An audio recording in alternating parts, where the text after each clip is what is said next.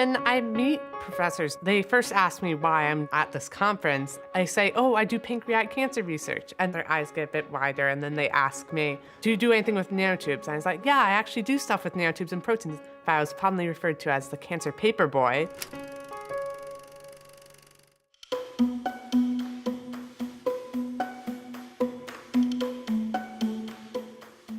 I was sure there had to be a better way. And my breakthrough came in high school biology class when I was looking at an article on single-walled carbon nanotubes, and we were learning about antibodies, a molecule that attaches specifically to a certain protein.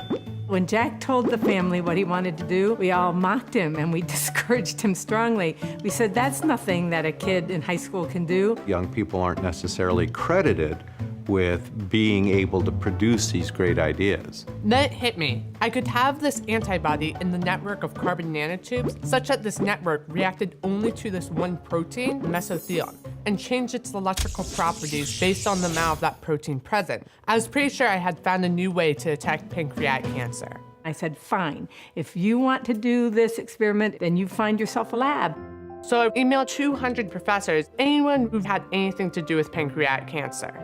The higher education community tends to be a little bit closed-minded towards new ideas. If you're not somebody, you're nobody kind of thing. I had 199 rejections out of 200 people. Here's a 14-year-old kid asking to work in their lab, so I can understand that they might say, we're not a middle school training ground. When I was in 3rd grade, I was in quadratic equations when my class was in, reading clocks. I would say Jack is quite gifted. We do a lot of equation solving that I will tell everybody, take out a calculator. Jack can do a lot of them in his head.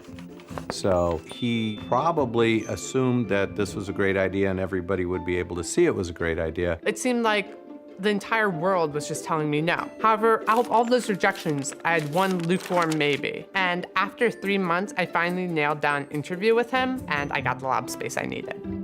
That was a huge step, but then it was a long process of trial and error. And so there was a lot of tears, and it took probably longer than it could have if you were a PhD guy, but it was just so exciting when he finally came out with a working strip.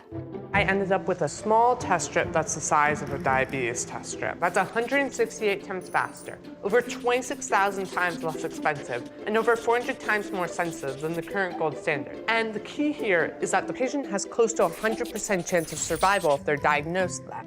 We see pictures of Einstein with white hair, but his discoveries were made very young, so hopefully Jack will have pictures as a 14-year-old having actually been credited with these discoveries.